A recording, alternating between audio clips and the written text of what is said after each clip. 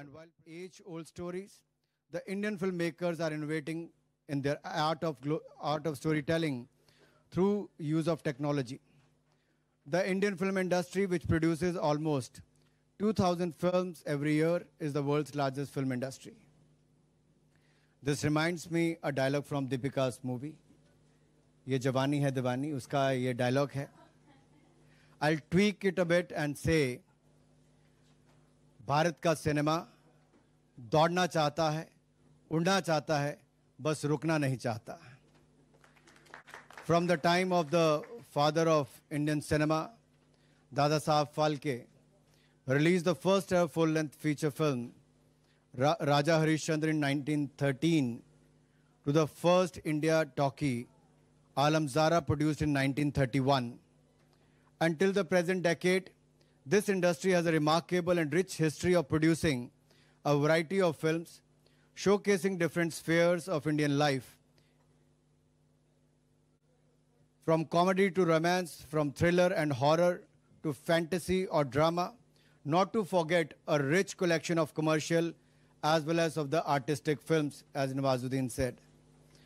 From depicting heroism in war to the winds of change in society through the angry young man, and from love stories to the struggles in the life of a common man through the ages, to the aspiration of the youth who left yet longed for the motherland.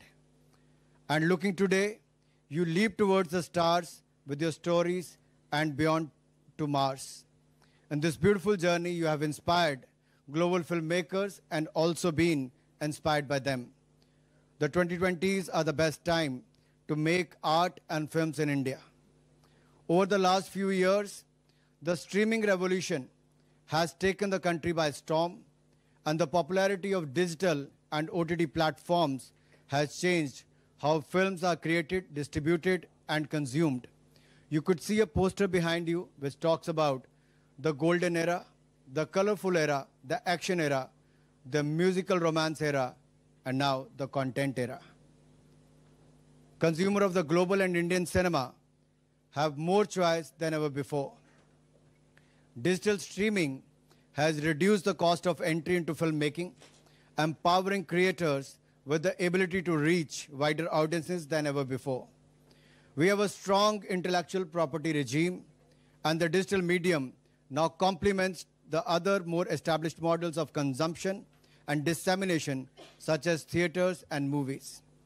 This has brought about a democratization of consumer choice like never before, and our government is intent on preserving this via support to the creative industry.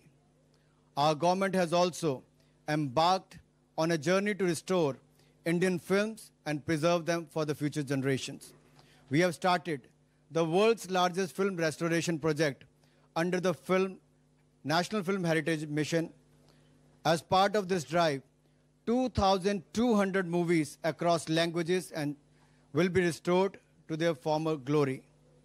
And looking to the future, so that the Indian film industry remains ahead of the curve, we have established a task force of the industry leaders to drive the growth of AVGC sector, a value chain which is empowering the cinema of the future. Similarly, we are excited the advent of multiple other technological developments that promise a more immersive cinematic experience for the audiences. I'm delighted to announce that today in Cannes, an incentive scheme for audio-visual co-production and shooting of foreign films in India with a cash incentive of up to 30% with a cap of $260,000. And in the case of foreign films being shot in India, an additional bonus with a cap of $65,000 for employing 15% or more manpower in India.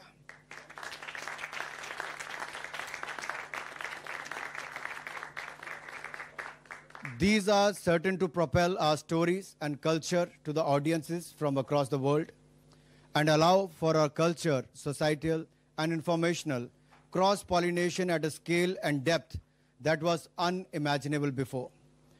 Today, as I said earlier, we celebrate India's 75th year of independence, and we also celebrate cinema which has emerged as an instrument of our soft power in the last 7 decades. Today, Indian movies have acquired a distinct identity and regularly feature at reputed international film festivals at Cannes, Berlin, Toronto, and New York. And today, the talent and skill of Indian actors and filmmakers are much sought after. For the last 20 years, they have regularly been a part of the jury at the Cannes Film Festival. In the past, we have Ms. Aishwarya Rai Bachchan, Ms. Sharmila Tagore, Vidya Balan, Mr. Shekhar Kapoor, amongst many others have been on the jury. And this year, we have the honor which goes to Deepika Padukone. She is here with us. A big round of applause for Deepika. Such is the power of Indian cinema.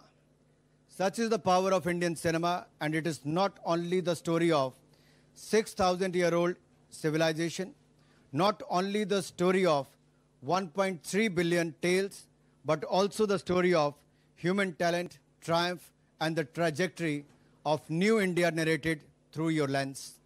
I firmly believe that the India Pavilion is a pantheon for the partnerships amongst the global film fraternity and a panorama of India through its cinematic journey. And finally, before I end, let me emphasize that, led by the Honorable Prime Minister Modi, we are commemorating 75th year of independence and the celebration of the glorious history of our people, culture, and achievements, threading together the themes of India's freedom movement.